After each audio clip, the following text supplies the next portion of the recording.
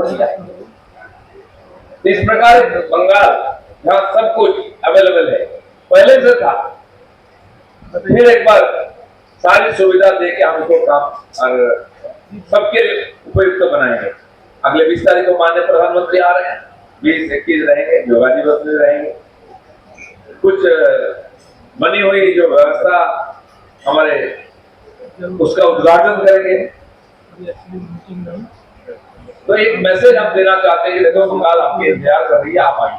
हम भी लोगों को वही बोल रहे हैं, थोड़ी देर समय लीजिए, 1-2 महीना की, आपको आके फिर अटकना ना पड़े। ये ना बोले कि कोई ये नहीं चाहते हैं, ये समस्या और समस्या, आपको कंप्लेन करने का मौका नहीं देगा। आप आएंगे, काम शुरू करेंगे। बगल में उड़ीसा है, 2 साल हुआ है, सरकार हुआ है, हमारा भी हुआ।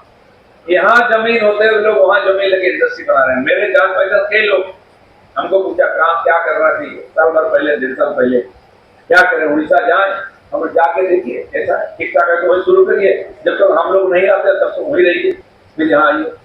लोगों ने जाके 1 साल के अंदर जमीन लेके कंस्ट्रक्शन शुरू कर दिया, और यहाँ 3 साल, 4 साल, 5 साल से पेपर देके घूम रहे हैं लोग, लोन लेके बैठे हुए तो इंटरेस्ट भर रहे हैं, लेकिन काम शुरू नहीं कर पा रहे, क्योंकि चाहते नहीं लोग, सरकार चाहती नहीं कि हो। तो इसलिए किसी को पीछे न देखना पड़े, यहाँ काम कर ऐसा वातावरण हम बनाएंगे, उसके सामने जो भी बाधा है उसको हटाइए। सरकार के यही काम है, और आपके अंदर वो ताकत है, वो दम है, हिम्मत है कि आप अपना काम शुरू करें, बिजनेस को आगे बढ़ाएं, इंडस्ट्री को आगे बढ़ाएं, हम आपका सहारा बने। दूसरे प्रदेश में जब गुजरात समिट होता था, वाइब्रेंट गुजरात चर्चा होती, बाकी लोगों ने शुरू किया, यहाँ भी होता, शायद आप लोगों में बुलाया जाता था। जब शुरू हुआ 10 साल 15 साल पहले, उस समय का फोटो और वीडियो और पिछले साल का फोटो वीडियो देखिए, अगर डेट दिखा नहीं है तो आप समझ नहीं पाएंगे कौन साल का है। सेम वीडियो हर साल, वही व्यक्ति, वही लोग, वही इंडस्ट्रियलिस्ट, सीट भी एक रहती है, भाषण एक पैसा का इन्वेस्टमेंट नहीं। और मैडम की भाषण भी सेम, याद करके रखे, हर साल वही पेपर पढ़ते थे, गलती से ले आते हैं, कल लिखा हुआ बेवकूफ बनाने लोगों को। और जो लोग वहां के दिल्ली की बहुत प्रशंसा करते थे, पैसा इन्वेस्ट नहीं करते, वहीं तक सीमित रहते थे। इसका परिवर्तन होना है। बिना समिट के लोग आने के लिए तैयार हैं, हम उनके लिए अनुकूल वातावरण बना रहे हैं।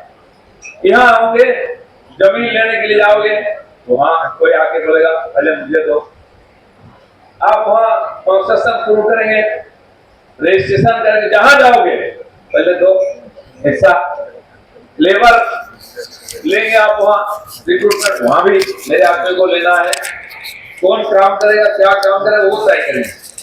सामान का रेट, ईटा बालू सीमेंट का क्वालिटी क्वांटिटी वो रेट को तय करेंगे। पैसा आपका है, रिस्क आपका है, और मार्केटिंग कहाँ करेंगे वो भी तय करेंगे, वो कितने रेट में। कैसे चल सकता है? फिर भी जो व्यवसायी टिके हुए हैं, अस्तित्व का लड़ाई लड़ रहे थे, उनको तो हम बधाई देंगे। अब मौका आया है, खूब तरक्की करिए, खूब काम करिए, आगे बढ़िए, हम आपका साथ रहेंगे। इस प्रकार फेयर यहाँ खूब लगता है, और लगाइए। उन्होंने बताया कि पहले ये नवंबर में होता था, काली पूजा के बाद, दीपावली के बाद, फिर जबरदस्ती उनको जून में लाया गया, ऐसा है ना। और सोचिए इसमें क्या है, जानबूझकर तकलीफ देना, क्यों अब दोबारा आओ मत, झांको मत, जो करना बाहर जगह। तो यहाँ हर जगह जाओगे तो नो एंट्री बोर्ड लिखा हुआ है, पहले नो एंट्री देखना पड़ेगा। कैसे होगा? अब नो एंट्री बोर्ड हम हटाएंगे, आपका समस्या निर्माण नहीं करेंगे, समाधान के प्रयास करेंगे, बाधा झेलना नहीं पड़ेगा आपको, तो हम झेलेंगे, आपके लिए रास्ता खोल के देंगे। आप काम शुरू करिए, हम आपका साथ हैं। माननीय प्रधानमंत्री, आज इसके लिए दुनिया में उनका नाम है, दुनिया का कोई भी समस्या हो मोदी जी को बुलाओ।